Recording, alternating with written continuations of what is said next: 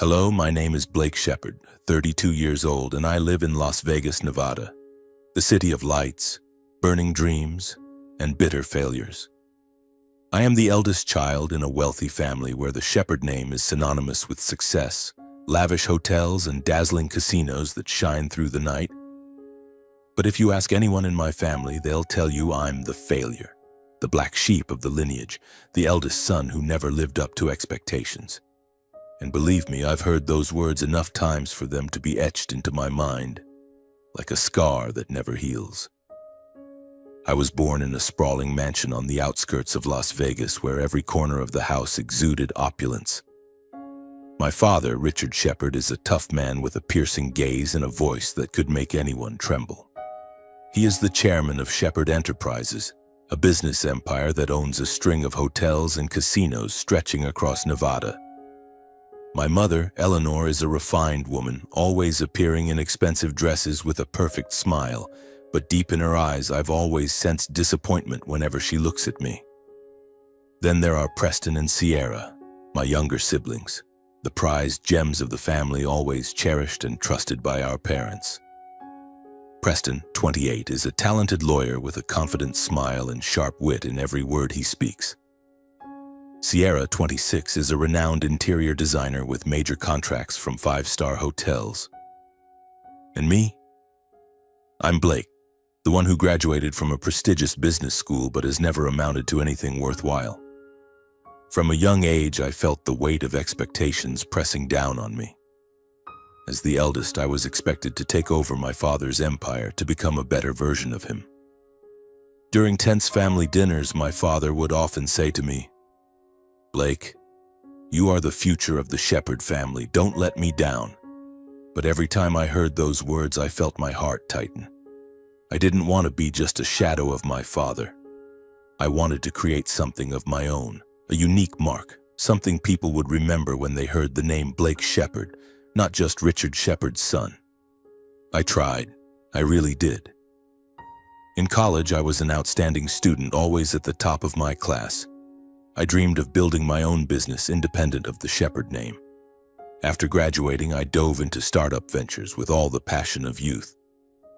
First, there was a small coffee shop in downtown Las Vegas with the idea of combining an artistic space with live music. I spent months designing the menu, choosing furniture, even painting the walls myself. But the shop lasted only 6 months before shutting down due to a lack of customers. Then I tried my hand at a tech app, a platform to connect street artists with tourists. I poured thousands of dollars into it, only to realize the market wasn't ready for my idea. Next came a high-end fashion boutique, where I hoped to bring unique designs to life. But once again, I failed. Customers didn't show up, and I lost nearly all my savings. With each failure, I faced mockery from my family.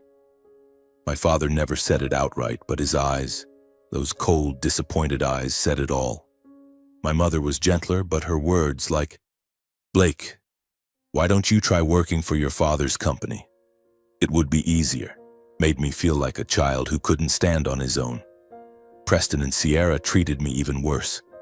During family gatherings, Preston would tease, "Blake, what's the next big thing you're opening? A bakery, maybe?" Sierra would giggle and chime in, "Or a film production company. Oh, I bet it'll go bankrupt in 3 months." They said these things as if they were just jokes, but I knew deep down they truly believed I was a failure. I don't entirely blame them. I understand why they think that way. While Preston and Sierra always succeeded, Preston with his high-profile lawsuits, Sierra with her designs praised in the press, I was just the clumsy older brother always failing at his grand dreams. But that doesn't mean their words didn't hurt. Every jab, every scornful look felt like a knife cutting deeper into my self-esteem. Some nights I'd lie in bed in my small rented apartment on the outskirts, staring at the ceiling, wondering if I really was as useless as they said. Was I born just to be a backdrop for other people's success? But deep down, I still believe I can do something meaningful. I don't want to be just an employee in my father's company living in his shadow. I want to stand on my own to prove I'm not the failure they think I am. I want them to look at me and admit they were wrong. Maybe it's arrogance, maybe it's stubbornness, but it's the only flame that keeps me moving forward, even when everything seems to be falling apart. My apartment is a modest place, far from the extravagance of the family mansion. It has a small bedroom, a cramped kitchen, and an old second-hand sofa I bought from a thrift store. But it's where I feel free, where I can be myself without being compared to Preston or Sierra. I often sit by the window looking out at the twinkling lights of Las Vegas, dreaming of the day I'll create something that makes this city turn its head. But every time I start a new project, the fear of failure creeps in, whispering in my ear, "You'll fail again, Blake. You're not good enough." I've thought about giving up, I really have. Once after my tech app failed, I sat in my small office staring at the red loss figures on my computer screen, thinking maybe my parents were right. Maybe I should give up my dreams, take a job at my father's company and live a safe, predictable life. But every time that thought creeps in, a part of me screams in protest. I don't want to live a life I don't believe in. I want to rise on my own, no matter how hard the path may be. My family wasn't always cold. There were moments when I was younger when I felt their love. I remember evenings when my father took me to baseball games, just the two of us, and he'd tell me about the early days of building Shepherd Enterprises from nothing.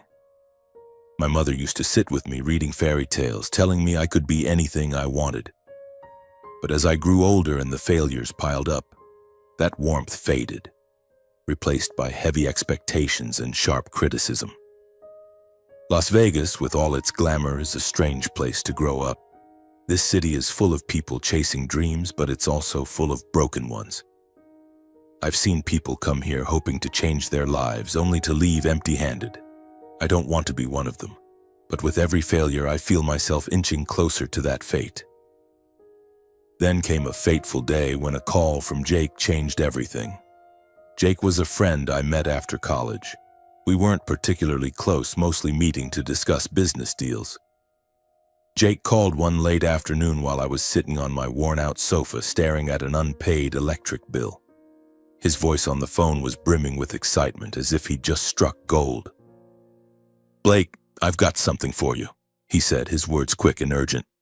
"A real opportunity. You want to hear it?" I sighed, responding lazily. "Jake, if this is another crazy idea like opening a mobile taco stand, I'm out."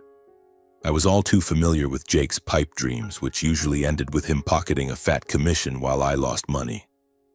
No, this is different," Jake laughed loudly. "I'm talking about real estate, an old gas station on the outskirts near Route 95. Dirt cheap, only $20,000. Can you believe it? A real steal." I sat up straighter, not exactly excited but curious. A gas station? In the middle of nowhere? Jake? Who buys an abandoned gas station in a place even coyotes don't bother visiting? "That's the point, Blake," Jake said, his voice as smooth as a seasoned salesman's. "The state's planning to build a new highway right through that area, and I got a tip from an inside source. A big real estate conglomerate is eyeing the place. They're planning to build a resort, maybe even a shopping center. That gas station will be right in the middle of it all. You buy it now, fix it up a bit, and sell it for 10 times the price. Or run it yourself and turn it into a gold mine." I went silent for a moment, trying to process the information. Jake always had a way of making everything sound like a once-in-a-lifetime opportunity, but I knew he wasn't entirely trustworthy. Jake was a broker, but not the kind of honest broker you'd want to work with.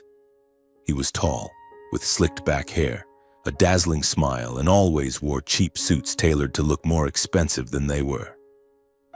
"Jake, I don't have $20,000, I said, my voice weary. "My account's in the red, and I still owe this month's rent." "Then borrow it," Jake shot back as if it were obvious. "Blake, you're a shepherd.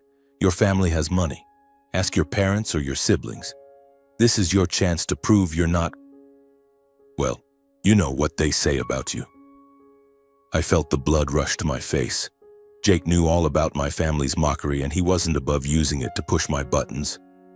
"Don't bring my family into this," I snapped. "I'm not asking them for money.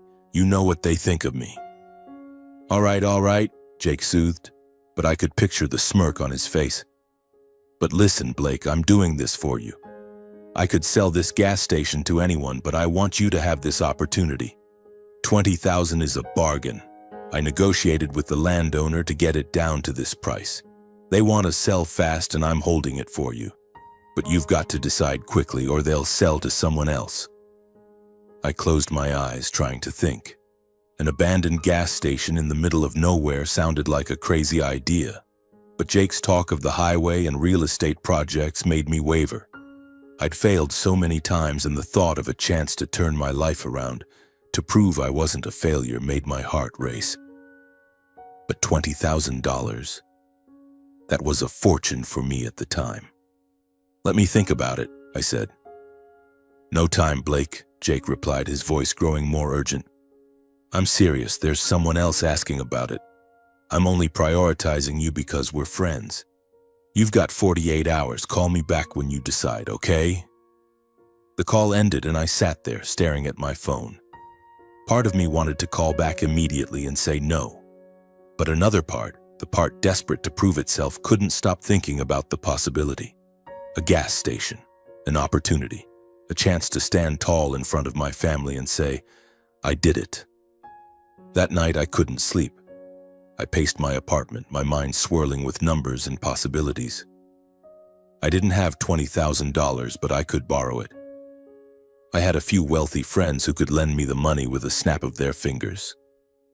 But what made me hesitate most wasn't the money. It was Jake. I knew he was a smooth talker, and his words were hard to fully trust. The next morning, I decided to check out the gas station. Jake met me at a small cafe before taking me to the site.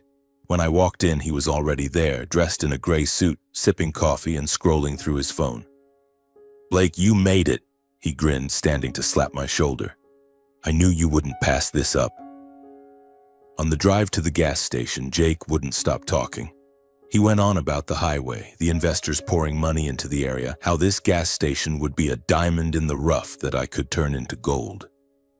But when we arrived, my heart sank. The gas station sat on a dusty road far from downtown Las Vegas. It looked like a ruin. The pumps were rusted, the convenience store's windows were shattered, and the roof looked like it would collapse with a strong gust of wind. Weeds grew wild around it, and an old sign reading Desert Star hung precariously, its letters nearly faded. This wasn't a diamond in the rough. It was a pile of junk. Jake, are you kidding me? I turned to him, trying to keep my voice calm. This is worth $20,000? Jake laughed, but I noticed his eyes dart away. Blake, you've got to see the bigger picture. Don't you see the potential? When the highway opens, this place will be the center of everything. You just need to invest a little to fix it up and you'll have a gold mine. Jake, be honest, I pressed. Are you sure this is a steal? Or are you just trying to make a commission? He clutched his chest, feigning offense. Blake, you think I'm that kind of guy? I'm your friend. I'm doing this for you. $20,000 is the price I negotiated down from $30,000. The landowner wants to sell fast, and I fought to keep this price for you. I wanted to believe him, but something felt off. The way he spoke too quickly, the way he avoided my eyes. It all made me uneasy. But then I thought of my family, their mockery, my father's disappointed gaze. I thought of all the times I'd failed, and this opportunity, however crazy, might be the gamble that let me win big and prove myself. It took me 2 days to scrape together the money. I borrowed from an old friend, promising to pay him back soon. I also took out a loan against my apartment. Finally, I had the $20,000. I called Jake and told him I'd buy. Awesome, Jake cheered over the phone. You won't regret this, Blake. This is your turning point. The sale went through quickly. Jake took me to a real estate lawyer's office where the lawyer seemed rushed and asked few questions. I signed the papers, handed over the money, and received the keys to the gas station. As I held them in my hand, I felt a strange mix of excitement and fear. This was the first time I owned something entirely my own. But the joy didn't last. When I told my family about my decision during a rare family dinner I was forced to attend, their reactions were exactly as I expected. My father let out a hoarse, mocking laugh. An abandoned gas station? Blake, are you serious? What have you thrown your money into this time? My mother tried to be gentler, but her voice betrayed her disappointment. Blake, you should work for your father's company. Why do you keep chasing these foolish ideas? Preston, as usual, didn't miss his chance. Blake, I bet that gas station will be the graveyard of your career. You should name it Blake's Tomb. Sierra giggled, adding, I'll design a sign for you free of charge. I sat there, gripping my fork and knife tightly, trying to suppress my anger. I wanted to scream, to tell them I'd prove them wrong. But I stayed silent, swallowing my rage, and told myself I would succeed.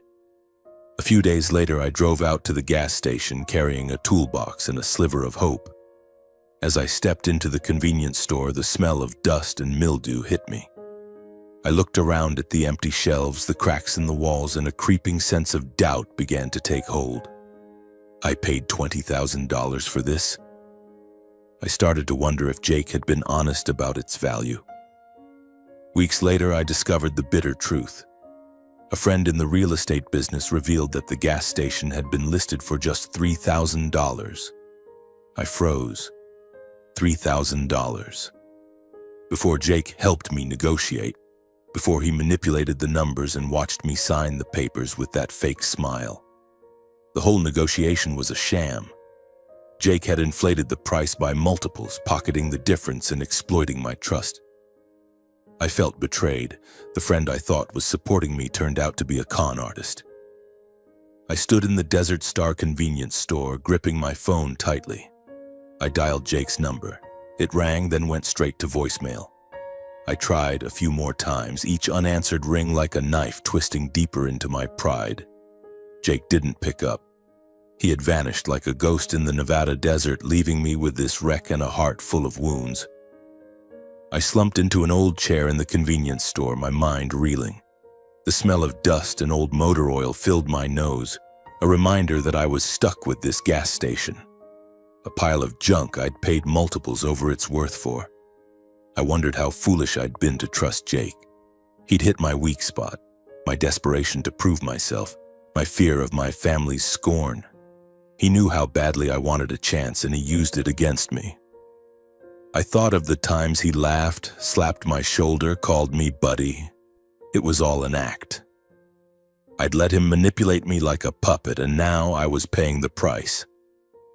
I looked out through the broken window, considering giving up. I could sell this place for whatever I could get, return to Las Vegas, and beg for a job at my father's company. At least I wouldn't have to worry about money anymore. But then I thought of my father's gaze, Preston's mocking smile, Sierra's giggles. If I gave up now, they'd have a reason to laugh at me forever. I'd have no shred of dignity left. I stood up, wiped the sweat from my forehead, and looked around the wreckage. Even if Jake had scammed me, even if I'd made a mistake, I knew I couldn't stop. Desert Star was my last chance, and I had to fight to the end. The days that followed were a grueling string of hard labor. I started by cleaning the convenience store, where dust and cobwebs had claimed every corner. The empty shelves, coated in a thick layer of grime, looked like relics of a bygone era. I brought an old broom, a bucket of water, and some cheap cleaning supplies from a nearby store. I scrubbed the floors, wiped down the remaining broken glass panes, and tried to patch the leaking roof with some makeshift metal sheets. Every sweep of the broom, every drop of sweat that hit the floor felt like a declaration of war against the doubts gnawing at me. The Desert Star gas station, true to its name, stood alone in the Nevada desert. Route 95, which ran alongside it, was desolate, with only the occasional truck roaring by, leaving a cloud of dust in its wake.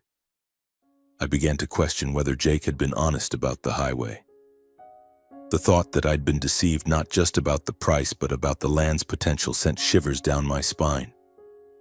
But every time doubt crept in, I told myself, "You've come this far, Blake. You can't turn back."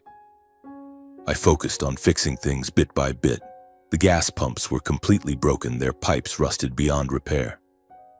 I didn't have the money to replace them, so I bought some used parts from a nearby junkyard and taught myself how to fix them through online videos. I'd never been a mechanic, but I learned fast. Some days I worked from early morning until midnight, my hands and arms covered in scratches and motor oil. But I didn't stop. Every time I got something working, a pump humming back to life, a light bulb flickering on in the store, I felt like I was reclaiming a piece of the self-respect I'd lost. Then one afternoon, while I was wrestling with a leaking water pipe under the store's floor, everything changed. That pipe had been driving me crazy for a week. Water kept seeping out, flooding a corner of the floor, and I couldn't afford to call a plumber. I decided to tackle it myself, despite knowing nothing about plumbing. Armed with a wrench and a small shovel, I started digging up the floor. The old cracked concrete floor took effort to break apart, and I had to use all my strength to chip away at it. Sweat streamed down my face, dust clung to my clothes, but I didn't stop. I needed to fix that damn pipe or the whole store would turn into a swamp. After hours of digging, I heard an odd sound. Not the crack of concrete, but a sharp clank, like I'd hit something solid. I stopped, panting, and looked down. Beneath the broken concrete, I saw a wooden panel, old and darkened, unlike the rest of the floor. It looked like a small trapdoor embedded in the foundation. My heart raced. What was this? A trapdoor? A secret storage space? Or just a useless piece of wood forgotten under the floor? I knelt down, brushing away the dust and debris with my hands. The wood was secured with rusted nails, loosened by years of neglect. I grabbed my wrench and pried them out one by one, my heart pounding like it was trying to leap out of my chest. When I lifted the final piece of wood, I saw a dark void below. A passageway, deep and cold, leading into darkness. A damp breeze carrying the scent of old wood and something like aged wine hit my face. I turned on my phone's flashlight, its weak beam illuminating a rickety wooden staircase that looked like it would collapse under the slightest touch. I stood there, hesitating. Part of me wanted to cover the panel back up, finish fixing the pipe, and forget about this. But another part, the curious part, the part hungry for something unexpected, urged me to go down. The stairs creaked under each step, and I clung to the wooden railing to keep from falling. When I reached the bottom, I raised my flashlight, and what I saw stopped me in my tracks. The cellar wasn't large, maybe 200 square feet, but it was packed with wooden crates and old iron shelves lined with hundreds of wine bottles, covered in dust and cobwebs. Some bottles lay horizontally on the shelves, others were stacked in large wooden crates, as if someone had carefully stored them here and then forgotten them. The labels on the bottles were faded, but I could still make out a few. The smudged old-fashioned ink hinted at names that carried an air of prestige. Chateau Pétrus, Dom Pérignon, Lafite Rothschild. My heart pounded faster as the flashlight beam swept over the bottles, each one placed with care, like a treasure. This cellar wasn't a storage room for junk. It was a forgotten vault of riches buried under the dust of time. I moved slowly, as if afraid that a single abrupt movement could shatter something precious. I knelt down, picked up a bottle, and carefully wiped the dust off its label. Under the faint glow of my flashlight, I saw the words, Chateau Pétrus 1921. I wasn't a wine expert, but I knew enough to understand this wasn't ordinary wine. I set the bottle down, trembling. What was this? How could a stash of wine like this be hidden under the floor of an abandoned gas station in the middle of the Nevada desert? I swept my flashlight across the cellar, roughly counting hundreds of bottles, not to mention the large wooden crates stacked in the corner. Some crates had carved inscriptions, but I couldn't make them out in the dim light. I felt like I'd stumbled into a mystery, a story buried long ago. I sat down on the cellar floor, trying to organize my thoughts. This gas station had been abandoned for decades, long before Jake conned me into buying it. Perhaps it had been forgotten since the Prohibition era in the 1920s, when the production and sale of alcohol were banned. I'd read about that time. Bootleggers running secret operations, hiding wine and liquor in underground cellars to evade the police. Could this be one of those stashes? A place where smugglers hid premium wines only to never return for some reason? I stood up, determined to investigate further. I pulled out a wooden crate, hearing the wood creak under its weight. Inside were more bottles, some still sealed with red wax, as if they'd been bottled yesterday. I picked up another bottle, this time a Dom Perignon labeled 1928. I'd heard my father talk about auctions in Las Vegas where collectors paid hundreds of thousands of dollars for a single rare bottle. If each bottle in this cellar was worth that much, the entire stash could be worth tens of millions.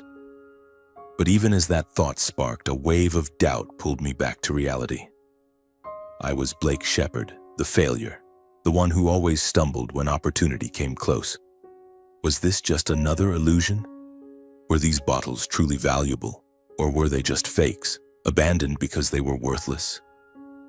I didn't know enough about wine to judge for myself, and the thought that I might be deluding myself sent a chill through me. But I couldn't dismiss the possibility. I climbed back up the stairs to the convenience store and grabbed an old notebook from my tool bag. I started taking notes, counting the bottles and crates and jotting down the labels I could read. My hand shook as I wrote, not from the cold, but from a mix of excitement and fear. I didn't know what to do next, but I knew I needed someone knowledgeable to verify this. That night, I brought a few bottles back to my apartment, carefully placing them on the kitchen table as if they were precious gems. I opened my laptop and started researching vintage wines, the Prohibition era, and the value of bottles like Chateau Petrus and Dom Perignon. What I found made me almost unable to believe my eyes. A Chateau Petrus 1921 had sold for $150,000 at an auction in New York. A Dom Perignon 1928, if intact, could easily fetch $80,000. And these weren't just one or two bottles. I had hundreds, maybe thousands in that cellar. If even a fraction of them were real, the stash could be worth tens of millions. I sat there, staring at the computer screen, feeling like the world was spinning around me. This was the opportunity I'd waited for my entire life, an unimaginable miracle. But alongside the excitement, a new fear crept in. Was I capable of capitalizing on this, or would I fail again like every time before? I closed the laptop, stood up, and paced my cramped apartment. I needed a plan. I couldn't just take these bottles to an auction without knowing if they were real. I needed to find an expert, but how could I contact someone without revealing this secret? I'd learned my lesson from Jake. Blind trust could cost me everything. I decided to keep this quiet, at least until I knew what I was dealing with. The next morning, I returned to Desert Star with a completely different mindset. The cellar was no longer just a damp, dilapidated space. It was a potential treasure trove, a chance to change my life. I spent the entire day in the cellar inspecting every bottle, every crate. Some bottles were broken, their contents long dried up, but most were intact, their red wax seals still firm. While examining a crate in the corner of the cellar, I found something else. A small notebook, its leather cover rotting, tucked between two crates. I carefully opened it, the yellowed, fragile pages threatening to tear. Inside were handwritten notes detailing transactions, dates, quantities of bottles, and a list of recipients' names. I realized this gas station had likely been a hub in a bootlegging network long ago. I pictured men in long coats driving old trucks in the dead of night, hiding bottles under floorboards and stashing crates in this crumbling cellar. Desert Star wasn't just a gas station. It was a piece of history, a fragment of a chaotic and mysterious era. I decided to contact a wine expert, but would do so discreetly. I searched online and reached out to an auction house in Las Vegas that specialized in vintage wines. I didn't reveal details, only saying I had a few old bottles and wanted them appraised. The man on the phone, with a deep, professional voice, agreed to meet me in a few days, but asked me to bring a few bottles to his office. I hesitated. Taking the bottles out of the cellar meant risking exposure, but I had no choice. I needed certainty. I selected 3 bottles, a Chateau Petrus 1921, a Dom Perignon 1928, and another with a handwritten label, carefully packing them in a small wooden box I found in the cellar. As I left the gas station, I felt like I was carrying a bomb. Every time my car hit a pothole on Route 95, I flinched, terrified the bottles would break. I drove slowly, eyes glued to the road, my heart pounding. The meeting with the wine expert took place on a Tuesday morning at an auction house office in downtown Las Vegas. I walked in, clutching the wooden box tightly, feeling as though every eye in the room was fixed on me. The man I met, Mr. Henry Caldwell, was a renowned wine expert with silver hair and gold-rimmed glasses. He had a sharp gaze, as if he could appraise an entire person with a single glance. I set the box on the table, trying to keep my voice steady as I explained that I had stumbled upon a few old bottles in a property I'd recently purchased. I didn't mention Desert Star or the cellar. I didn't want anyone to know too much, not yet. Mr. Caldwell opened the box, carefully lifting each bottle, examining the labels and seals under the light. His face showed no emotion, but I noticed his hand tremble slightly as he held the Chateau Petrus 1921. "You say you found these bottles in a property?" he asked, his voice low but tinged with skepticism. I nodded, trying to maintain a neutral expression, though my heart was pounding like a drum. After a while, Mr. Caldwell sat down, removed his glasses, and looked at me. "Mr. Blake, I don't know where you found these bottles, but I can tell you they're genuine, and they're extremely rare. A Chateau Petrus 1921, if in good condition, could easily fetch $150,000 at auction. The Dom Perignon 1928 is no less impressive, likely between $80,000 and $100,000. As for this handwritten label," he paused, inspecting it closer. "I'd need to verify further, but it could be part of a special batch from the Prohibition era. If you have more bottles like these, you're sitting on a treasure." I felt the blood rush to my head as if the world was tilting. "You're saying, how much?" I stammered, trying to process the numbers. "These 3 bottles alone could bring in several $100,000, Mr. Caldwell said, his tone as calm as if he were discussing the weather. "But if you have more, like a collection, the value could reach millions. How many more bottles do you have?" I hesitated. I wanted to tell the truth, that I had hundreds of bottles, dozens of crates, but the memory of Jake made me cautious. "I'm not sure," I replied, keeping my tone vague. "I need to check again. But can you help me appraise and sell them?" Mr. Caldwell smiled the first time during our meeting. "Of course, Mr. Blake, but I'll need to see the entire collection. And we'll need to do this properly. Verify, appraise, and organize an auction. If you agree, I can reach out to some international collectors.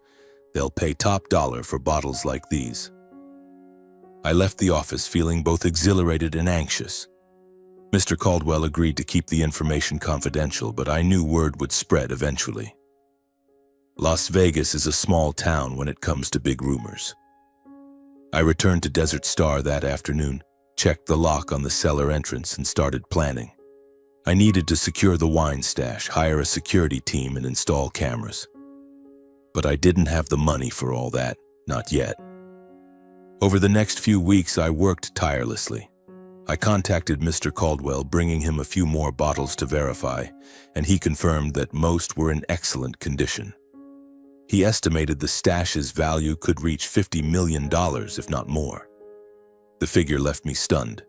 I, Blake Shepard, the one my family called the shame of the lineage, was sitting on a treasure that could change my entire life. I decided to start with a small auction, selling just 10 bottles to test the market and raise some initial funds. Mr. Caldwell organized the auction at a luxurious Las Vegas hotel, inviting a select group of wealthy collectors from around the world. I stood in the corner of the room wearing a borrowed suit, feeling out of place among the men and women in expensive attire. When the Chateau Petrus 1921 went up on the block, the starting bid was $100,000. Within 10 minutes, it sold for $180,000. In total, the 10 bottles brought in over $1.2 million. I could hardly believe my eyes as I looked at the figures on the contract. With the money from the auction, I began transforming Desert Star into something greater. First, I paid off my debts, the loans from friends, the mortgage on my apartment, and the stack of bills piling up in my small home. I hired a security team to guard the gas station, installed cameras and an alarm system to protect the cellar. I fixed the leaking roof, replaced the rusted gas pumps, and turned the convenience store into a modern space with a high-end wine counter at its center. I selected a few bottles from the cellar, displaying them in sleek glass cases like a small museum telling the story of the Prohibition era. Each bottle was a piece of history, and I wanted customers to feel that. Over the next 6 months, I worked closely with Mr. Caldwell, organizing 3 more auctions. In total, I earned over $30 million from these sales, a figure that left me dizzy every time I checked my bank account. With that money, I bought more land around Desert Star, based on the information about the new highway Jake had mentioned. It turned out, at least that part of his story wasn't a lie. In early 2023, construction on the highway began, and investors started eyeing the area. I began dreaming bigger, not just a gas station, but a small resort where travelers could stop, enjoy fine wine, and hear the story of the desert's treasure. But as Desert Star began to shine, another challenge emerged: my family. The news about the wine stash couldn't stay hidden forever, and soon enough they found out. Their reactions were a mix of shock, envy, and a belated attempt to insert themselves into my success. I knew they'd reach out, but I didn't expect it to happen so quickly, or in a way that left me both heartbroken and furious. My mother called first on an evening while I was checking the new gas pumps. Her voice trembled, a stark contrast to her usual sarcasm. "Blake, I heard about the wine stash, about Desert Star. Is it true? Did you really find all that?" I stood in the convenience store, gripping the phone, feeling old anger resurface. "Yes, Mom, it's true, I did it." "Oh, Blake, I'm so proud," she said, but I could hear the strain in her voice, as if she were playing a role she wasn't used to. "Your father wants to meet you. We need to talk about this. A treasure like that. You need support. Shepherd Enterprises can help you manage it. Bring Desert Star into the family's hotel network." I let out a dry laugh, feeling as though a rock were pressing on my chest. "Mom, now the family wants to help? After you all called this gas station the graveyard of my career? After you, Dad, Preston, and Sierra mocked me every time I tried to do something?" "Blake, don't say that," she replied, her voice rising as if I'd touched a nerve. "We were just worried about you.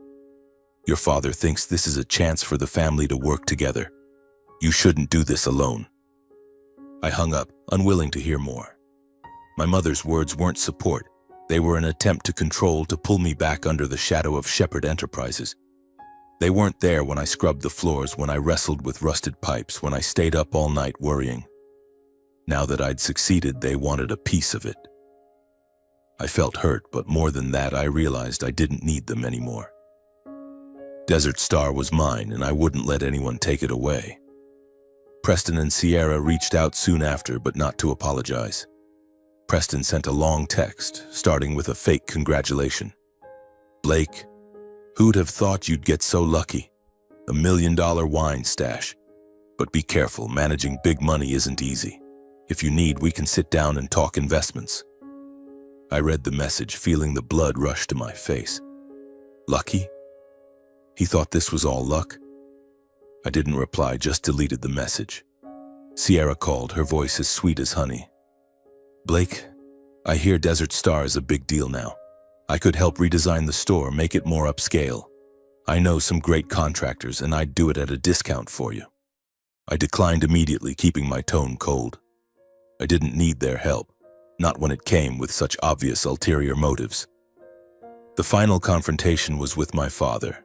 He summoned me to his office at Shepherd Enterprises headquarters, a place I'd avoided like a storm. When I walked in, he sat behind his massive desk, his gaze no longer cold but tinged with curiosity and reluctant respect. "Blake," he said, his voice low, "I was wrong to doubt you. This wine stash, it's a miracle. But you need to understand something this big is beyond your ability. Let Shepherd Enterprises help you manage it. We have the resources, the experience. I looked him straight in the eye for the first time in my life, not feeling small. Thank you, Dad, but I can handle it. Desert Star is mine and I'm keeping it that way.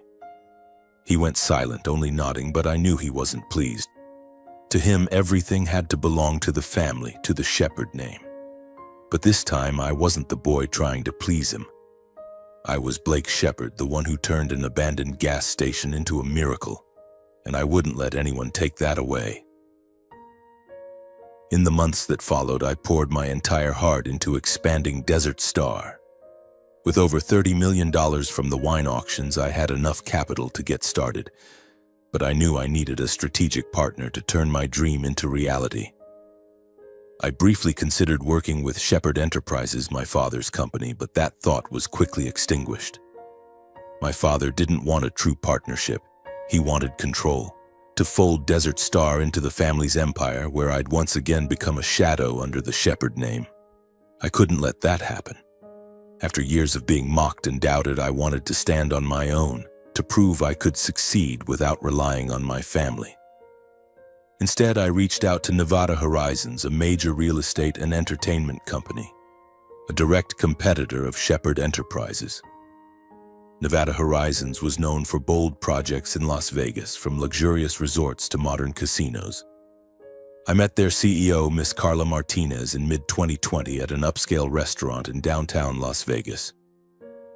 Miss Martinez was a sharp woman with keen eyes and a smile that was both friendly and calculating. I pitched my idea, an entertainment complex at Desert Star, featuring a fine dining restaurant specializing in wine, a boutique desert-themed hotel, and a small casino inspired by the Prohibition era, drawing from the story of my wine stash. Blake, I have to say I'm impressed, Miss Martinez said, sipping her wine. Your story, from an abandoned gas station to a multi-million-dollar treasure, is something customers will love. And Desert Star's location right on the new highway is a golden opportunity. We want to partner with you. But are you sure you want to take this path? I hear your father wasn't pleased when you turned down Shepherd Enterprises. I smiled, trying to hide a flicker of tension. Miss Martinez, I respect my father, but Desert Star is mine. I want to build it my way. Miss Martinez nodded, her eyes showing approval. I understand. We'll provide support with funding, design, and operations, but you'll be the one leading. This is your project, Blake. The deal was signed. Nevada Horizons invested $20 million, combined with $10 million of my own, to begin construction on the Desert Star Entertainment Complex.